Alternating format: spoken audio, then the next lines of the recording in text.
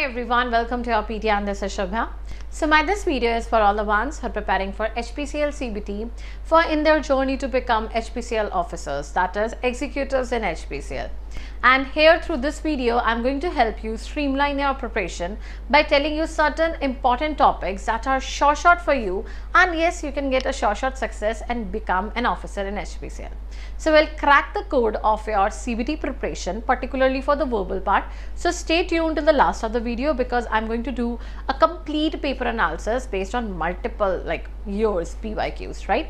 So yeah, before that, let's discuss the major part, that yes, the CBT strategy. I think that many of you must have hacked the CBT strategy, 85 for technical, 85 for aptitude, and number of vacancies this year. If I go for the most important part, आपको पता है multiple आपकी branches के according multiple vacancies हैं, mechanical के लिए, electrical के लिए, civil, chemical, officer in finance, and then it is about officer in HR. तो बहुत सारी vacancies निकली हैं, आपने advertisements को बहुत अच्छे से पढ़ा होगा. हमारी मेन स्ट्रैटेजी क्या है कि हम मल्टीपल ब्रांचेस के अकॉर्डिंग देखें कि हमें क्या तैयारी करनी है वर्बल पार्ट को लेकर, इंग्लिश को पार्ट को लेकर, जिसमें से हम 17 आउट ऑफ 17 इजीली स्कोर कर सकते हैं. See, when I was doing the analysis, I took all the previous year papers and what I found कि कुछ तो important topics हैं इंग्लिश में जिसके फॉर्म में आपको क्वेश्चंस पूछे जाते हैं. The topics I go branch wise, like सबसे पहले हम सिविल की बात करते हैं, तो it's from the analysis from 2021 to 2025. आपको 5 साल के एनालिसिस मिल रहे हैं इसमें. अब इसमें क्या है, जब आप डिस्कस करते हैं कि फिल इन द ब्लैंक्स, देखो यहाँ पे इनका हॉट टॉपिक चल रहा है 8, 8, 5, 4, 25 में 3 मार्क्स का था, लेकिन जो फिल इन द ब्लैंक्स की रेशियो है वो हमेशा स्टेगनेंट रही है, मतलब पूछा जाते हैं. और फिल इन द ब्लैंक्स आपके पार्ट्स ऑफ स्पीच से आते हैं, पर्टिकुलरली यही है. जब्बल सेंटेंसेस श्योरली आते हैं आपको 1, 1, 2, 2, 2, किसी में 3 मार्क्स के आए हैं, तो जंबल के क्विक हैक्स है.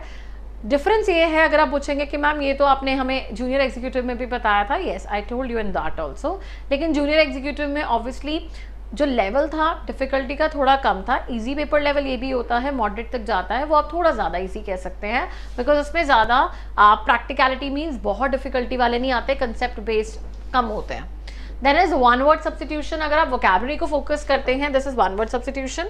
Then you have antonyms, synonyms, proverbs, right. तो हम करते हैं 1, 2, 3, तो हमारे आई जाते हैं. अब देखो इसमें से अगर मैं रेशियो लगाऊंगी तो आपके 3 से 4 नंबर का बन जाएगा हर पेपर में. अप्रॉक्सीमेशन है, कम भी हो सकता है, ज़्यादा भी हो सकता है. स्पेलिंग्स भी पूछे जाते हैं.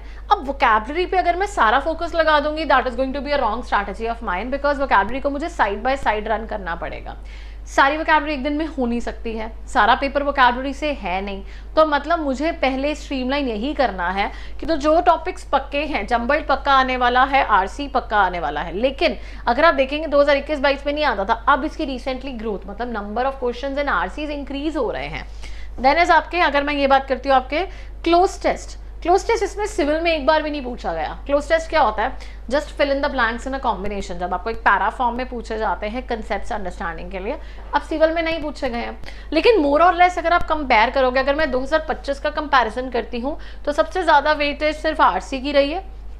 और अगर मैं सबसे देखो, अब इसमें 0 रहे हैं ये सारे, इसमें तो वोकैबुलरी का ज़्यादा रोल ही नहीं दिया इन्होंने. तो मतलब ऑन एंड ऑफ टाइम की थी, दैट इज़ अ स्ट्रैटेजी जिसमें हम वोकैब को फोकस ज़रूर करेंगे, that every 1 mark is important for us. I've seen students scoring 17 out of 17 very easily because vocabulary भी basic है. There are certain set of 300 to 600 words that you need to just revise, and if you do it once, obviously आपके subconscious में रहता है and you can ultimately score good in your this the finals also.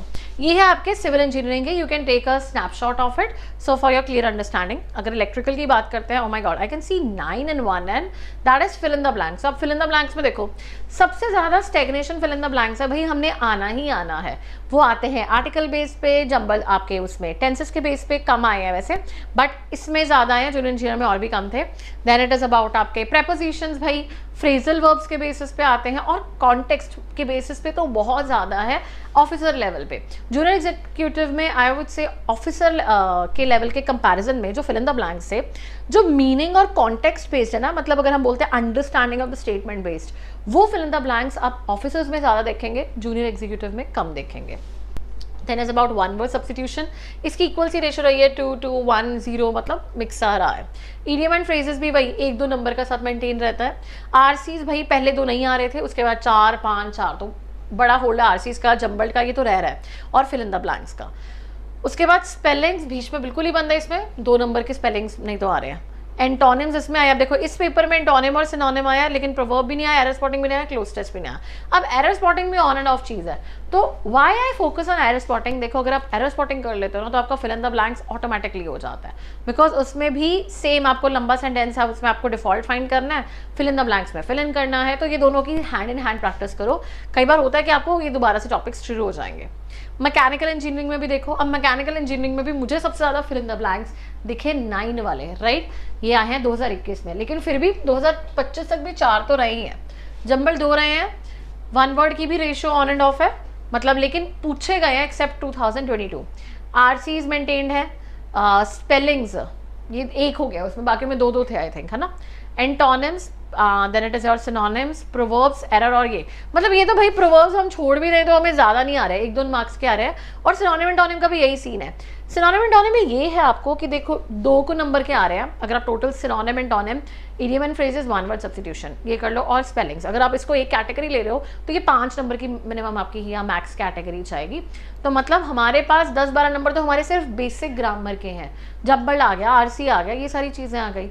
ये 5 भी मैं बहुत ज़्यादा बोल रही हूँ, कईयों में तो आपको भी पता है हार्डली 3 नंबर के भी आए हैं। तो मतलब हमें इतना नहीं एम्फोसाइज करना चाहिए जो बेस्ड ऑन द लॉजिक्स है, लेकिन स्टिल मैं बोलूँगी टॉपिक हम कोई नहीं छोड़ेंगे, ताकि एक एक नंबर से पॉइंट से जब हमारा स्किप होता है तो हमें पता कितना दुख होता है। तो we won't leave any topic, लेकिन हाँ ये भी है कि हमें प्रैक्टिस करते रहना है। आप केमिकल इंजीनियरिंग में देखोगे तो पहले तो 2021 में कोई सीबीटी नहीं हुआ, और 2025 में इनका वेल मेंटेन्ड है। मतलब अगर आप देखो इसमें फिलअप सबसे कम दिखे है मुझे केमिकल्स में, जंबल में भी 2, इन्होंने रेशियो सब में निकाली है 2, सिर्फ ईडीएम 0 है, इसमें वोकैबुलरी भी सही है भाई, इसमें स्पेलिंग्स 2, एंटोनिम्स आर 2, सिनोनिम 0 है, क्योंकि एंटोनिम सिनोनिम में से एक आता है, ज़्यादातर पूछा जाता है। प्रोवर्ब्स भी हैं, एरर भी इसमें है, सिर्फ क्लोज टेस्ट नहीं है। मतलब दैट्स रियली गुड। मतलब chemical engineers you should be doing all the topics really sincerely.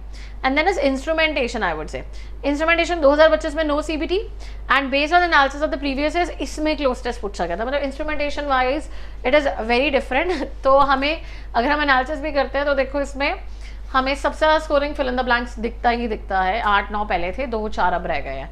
आपके लास्ट ईयर का अगर हम 2024 का करते हैं तो आरसी में ही सबसे ज़्यादा नंबर है, उसके बाद फिलअप में, उसके बाद जंबल, उसके बाद हमारे पास वोकैबुलरी आ जाती है। ऑन एंड ऑल अगर मैं बोलूँगी तो टॉपिक्स ऑलरेडी सेम मूव करते हैं, टॉपिक्स डिफरेंट नहीं है। देखो the basic difference is vocabulary, और इन्फॉर्मेशन को टारगेट करो। फ्लो फिर से मैं बताती हूँ कैसे प्रिपरेशन करनी चाहिए। लेवल डिफरेंट हो सकता है तो हम रूल्स ज़्यादा टारगेट करेंगे in officer level then in executives 1, so junior executives. सबसे पहले पार्ट्स ऑफ स्पीच को रिवाइज करो, कंसेप्ट्स को करो, then go for 101 rules which document which I circulate. पढ़ लो एक बार, बहुत हेल्पफुल होता है, उससे आपका एरर स्पॉटिंग भी हो जाता है, अगर आया उससे फिल इन द ब्लैंक्स हो जाते हैं आपके जितने भी होते हैं। तो मतलब मेरा पार्ट्स ऑफ स्पीच हो गया। जंबल की प्रैक्टिस क्वेश्चन से प्रैक्टिस करो, बुक्स में बहुत अच्छे प्रैक्टिस क्वेश्चन ही हैं, उसको करना।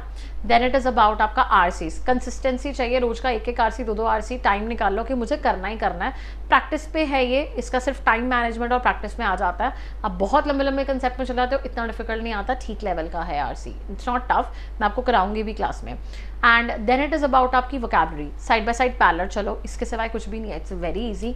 17 तो मेरे हाथ में स्कोर है, तो जब भी हम प्रिपरेशन करते हैं किसी भी एग्जामिनेशन की, स्कोर्स को देखते हैं कि हाँ हमें कहीं पे मिस नहीं करना।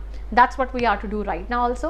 बेस्ड ऑन एनी डिफॉल्ट अगर कोई भी प्रॉब्लम आए, just drop in the comments, discuss with me in the class so that it can streamline your preparation, and yes, we have the best of the score. So all the best guys, and I hope this video really helps you, because I did the analysis with great effort of mine, and I hope this really works and help you guys. All the best, take care, and have a good day. Bye bye.